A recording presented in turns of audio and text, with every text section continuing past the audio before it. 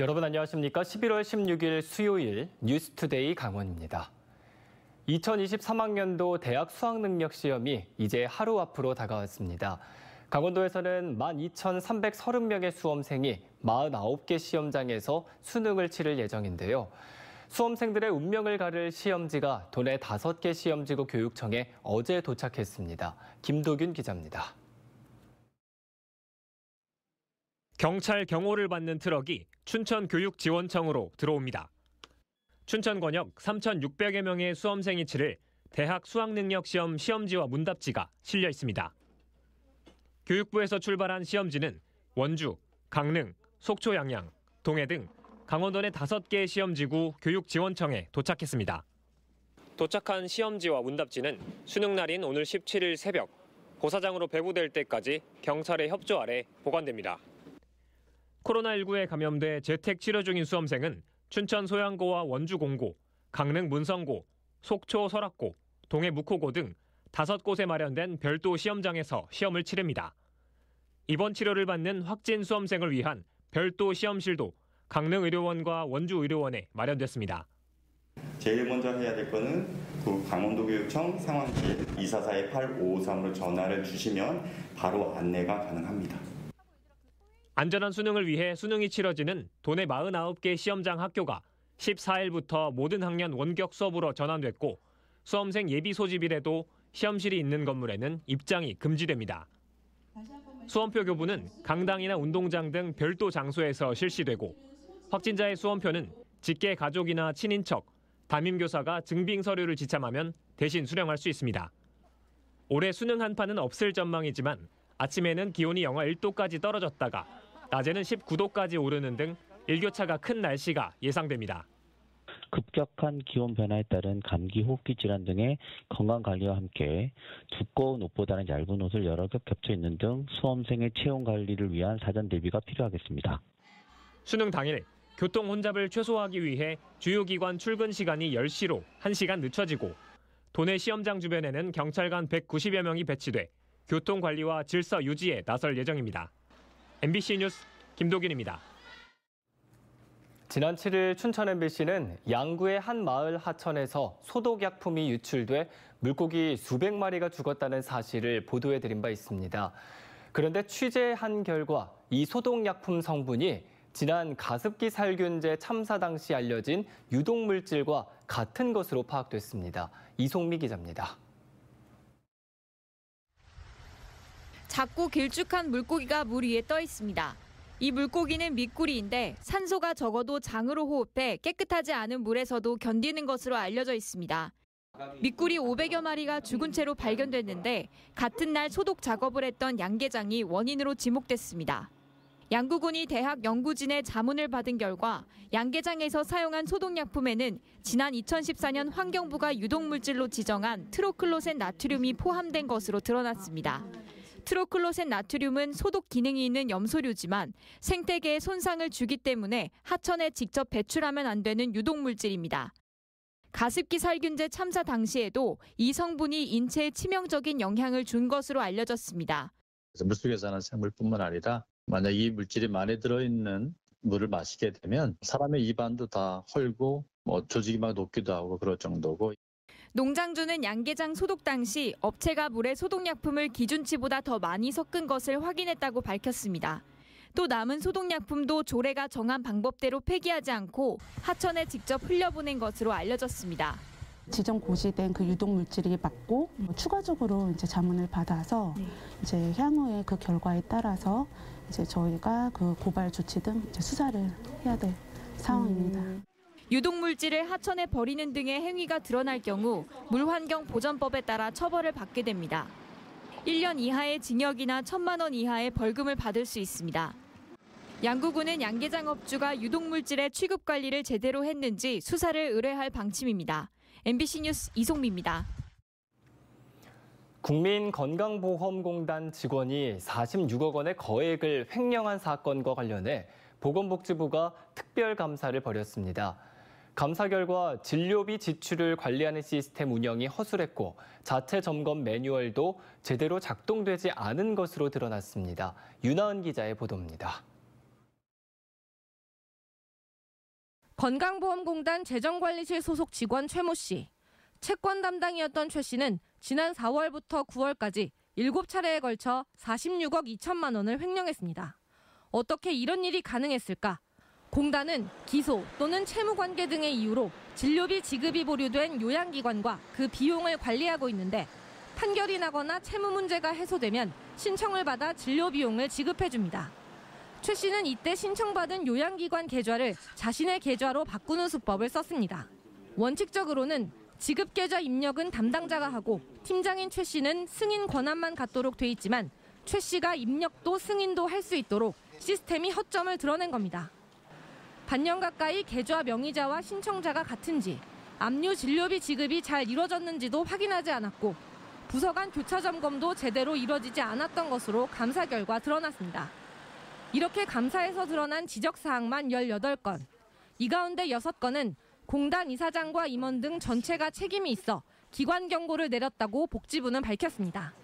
또 회계 업무 책임자 3명에게 중징계 수준의 문책 조치를 하라고 요구했습니다. 건보공단은 책임을 통감한다며 뒤늦게 관리 시스템을 강화하는 내용의 재발 방지 대책을 발표했지만 소잃고 외양간 고친다는 비판은 피하기 어렵게 됐습니다. 범행 직후 최 씨는 필리핀으로 도주한 것으로 알려졌습니다. 경찰은 현지에 인력을 파견해 최 씨를 쫓고 있습니다. 하지만 아직까지 수사에 뚜렷한 진척은 없는 것으로 알려진 가운데 횡령액 46억 원 중 경찰 등을 통해 환수된 금액은 약 7억 2천만 원으로 집계됐습니다. MBC 뉴스 윤하은입니다. 2년 전 관광 거점 도시로 선정된 강릉시가 관광 홍보를 더 잘하겠다며 지난해 관광 브랜드를 개발해 발표했습니다. 강릉 G라고 불렸던 관광 브랜드 마크는 도입 초기부터 대표성과 상징성 논란이 있었는데 지자체장이 바뀌면서 1년도 안 돼 결국 슬그머니 사라졌습니다. 김영호 기자가 보도합니다. 강릉시의 영어식 표기에서 따온 알파벳 G와 5가지 색상을 조합해 젊음과 다채로움을 표현한 강릉 관광 브랜드 G. 관광 거점 도시 브랜드를 개발하기 위해 강릉시가 지난해 8월 내놓은 마크입니다. 문화체육관광부 공모사업으로 여론 수렴 과정과 전문가 자문을 거쳤으며 강릉의 정체성을 강릉의 흥으로 전망해 표현한 디자인이라는 게 강릉시의 설명이었습니다.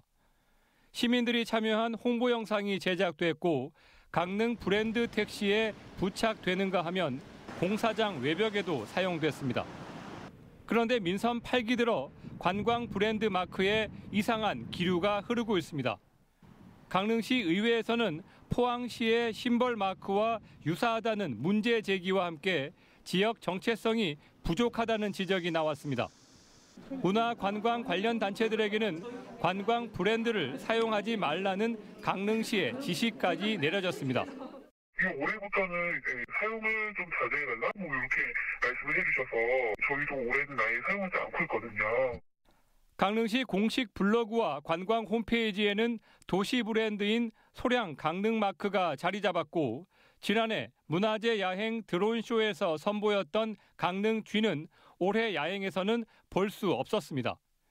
지역사회에서는 도시를 대표하는 관광 브랜드 마크가 만들어질 때는 언제고 공론화 과정도 없이 사라지는 건 납득하기 어렵다는 반응입니다. 이 브랜드가 지금 사용하고 있는 브랜드가 지금 마음에 들지 않아서 이게 지금 사용하고 있는 거지 않은 건지 아니면 이 브랜드 만들어진 브랜드를 수정해서 사용할 계획인지에 대한 명확한 답변이 없어서 강릉시는 관광 브랜드 사용이 그동안 부진했던 이유에 대해서는 답변을 피했습니다. 저희가 이제 관광 거점 조성 사업을 본격적으로 추진하기 위해서 저희가 이제 이번 11월에 조직 개편을 단행을 했고요.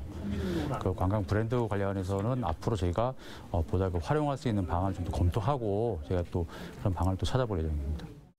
관광 거점 도시 사업은 이제 중반으로 접어들었는데 강릉시는 관광 브랜드마저 오락가락하는 모습을 보이고 있습니다.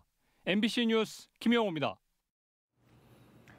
설악산 신흥사의 영산회상도는 1950년대 미국으로 불법 반출됐다가 지난 2020년 환수돼 국가보물로 지정 예고됐습니다. 그런데 아직도 미국에서 돌려받지 못한 문화재가 더 있다며 신흥사와 지역 주민들이 문화재 환수에 나섰습니다. 김인성 기자가 취재했습니다. 영산회상도는 부처가 인도 영축산에서 설법하는 장면을 그린 그림으로 조선 영조 시대인 지난 1755년 설악산 신흥사에 봉안됐습니다. 하지만 1950년대 미 군정기에 감쪽같이 사라졌고 2006년 미국의 한 박물관에서 한국인 큐레이터가 발견한 이후 우여곡절 끝에 2020년 신흥사로 돌아오게 됐습니다. 그냥 미술품이 아니고 성보, 예경의 대상이기 때문에 돌려달라 그랬습니다. 그래서 설득 끝에 라크마에서 영산회상도 1점과 시황도 6점이 돌아오게 되었습니다. 문화재청은 영산회상도를 보물로 지정한다고 예고했고 속초시장을 통해 설악산 신흥사에 전달했습니다. 하지만 주군이의 죄업을 심판한다는 10명의 왕, 시왕을 그린 시왕도 가운데 4점이 아직 돌아오지 못한 상황입니다. 조선 정조 때인 1798년 신흥사에 봉안된 시왕도는 이번에 돌려받은 6점이 강원도 문화재로 지정됐는데 앞으로 10점이 완성된 모습을 갖추면 훨씬 높은 가치를 인정받을 전망입니다. 현재 미국의 박물관이 소장하고 있는 것으로 확인돼 다각도로 접촉을 시도했지만 코로나19 확산으로 아직 만나지 못했습니다. 아직 시황도 넉 점이 머나먼 미국에서 돌아오지 못하고 있는 안타까운 실정입니다. 이들 문화재를 환수하기 위하여 미국 메트로폴리탄 박물관에 메일로 협조 소환문을 기원대회에 참석한 불자들은 소중한 우리의 문화재를 서둘러 되찾을 수 있도록 힘을 모을 것을 약속했습니다. 남아있는 그 시황도를 찾는데 저희 조그마한 힘이라도 보태고자 하고 싶고요. 또 꼭 찾아올 거라고 믿고 싶습니다. 무단 반출됐다 어렵게 돌아온 영산회상도처럼 대한민국과 우리 불가의 소중한 문화재인 시황도의 남은 4점이 신흥사로 돌아올 수 있을지 관심이 커지고 있습니다. MBC 뉴스 김인성입니다. 강원도에서 한 해 1000건이 넘는 아동학대가 발생하는 가운데 여러 학대가 동반되는 중복학대가 가장 많은 것으로 나타났습니다. 강원도는 지난해 1,508건의 아동학대 신고를 접수해 77%인 1,160건을 아동학대로 판정했다고 밝혔습니다. 이 가운데 2가지 이상의 학대가 동시에 발생하는 중복학대가 40%, 신체학대 24%, 정서학대 22% 순으로 나타났습니다. 강원도는 2020년 10월부터 시군에 아동학대 조사를 전담하는 공무원 35명을 배치해 신고 접수와 현장 조사, 피해 아동 보호 계획을 수립하고 있습니다. 강원도교육청이 12구 참사를 계기로 강원도 학생들의 안전의식을 높이고 재난 대응 능력을 강화하겠다고 밝혔습니다. 도교육청은 전국 소방안전노조와 실생활과 연계해 배우고 활용할 수 있는 안전교육을 모토로 다양한 재난 상황에서 대응 능력을 높일 수 있도록 학교 특성별 사례 안전교육과 심폐소생술 교육을 진행하기로 협의했습니다.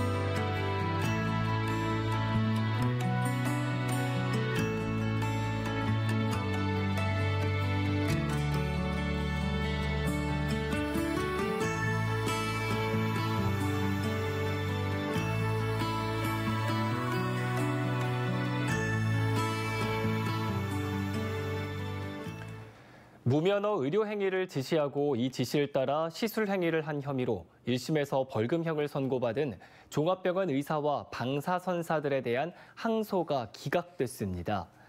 춘천지법 강릉지원 제1형사부는 방사선사들에게 환자의 치료 시술을 지시해 1심에서 벌금 3천만 원을 선고받은 동해시 모 종합병원 의사와 무면허 시술 행위를 해 벌금 150만 원과 400만 원을 선고받은 방사선사 2명이 형량이 무겁다며 제기한 항소를 기각하고 원심 판결을 유지했습니다. 재판부는 원심의 형이 재량의 합리적인 범위를 벗어난 것으로 볼 수 없다며 양형 이유를 밝혔습니다. 강원도 소방본부가 연말까지 도내 반지하 가구에 대해 주택용 소방시설을 지원합니다. 강원도 소방본부는 화재 발생 시 대피가 힘든 반지하 주거시설 345가구에 화재 경보기와 소화기를 무상으로 제공하고 다가구 주택 소유자에게는 소방시설 설치 의무 사항을 적극 알리겠다고 밝혔습니다. 또 청각과 지적장애인 가구에는 시각 표시 감지기와 불빛 유도 감지기를 보급할 예정입니다. 육동환 춘천시장이 마을버스 환승 시스템 개편안을 내년 3월부터 시행한다고 밝혔습니다. 우선 마을버스 50개 전체 노선을 중앙시장까지 연장하고 중앙시장과 각 200m, 100m 떨어진 기점과 종점 위치를 변경해 승하차장과의 거리를 50m 안팎으로 줄이기로 했습니다. 이와 함께 도심지 모든 정류장에서 환승이 가능하도록 개편함에 따라 7개 환승센터의 명칭을 폐지하고 일반 정류장 이름으로 통일하기로 했습니다. 마을버스 이용이 불가능한 읍면 주민에게는 통금 택시도 새롭게 도입합니다. 춘천시가 내년 1월부터 사망한 참전 유공자의 배우자에게 월 5만 원의 수당을 지원합니다. 춘천시는 참전 유공자가 사망하면 매월 15만 원씩 지급되는 수당이 사라짐에 따라 국가보훈 대상자 예우 및 지원에 관한 조례를 개정해 생계 지원과 예우 등을 위해 배우자에게 월 5만 원을 지급합니다. 지급 규모는 500명에 한 해 3억 원이 들 것으로 예상됩니다. 다음 달 1일부터 읍면동 행정복지센터에서 사전 신청을 받습니다. 한파에 대비해 춘천시가 6,500만 원을 들여 저소득층에게 전기요와 겨울 이불, 패딩 등을 지원합니다. 지원 대상은 기초수급자와 차상위, 중위소득 120% 이내의 저소득층 570가구입니다. 읍면동과 여러 단체에서 지원 대상자를 발굴해 12월 9일까지 읍면동 행정복지센터를 통해 지원 물품을 배부할 예정입니다.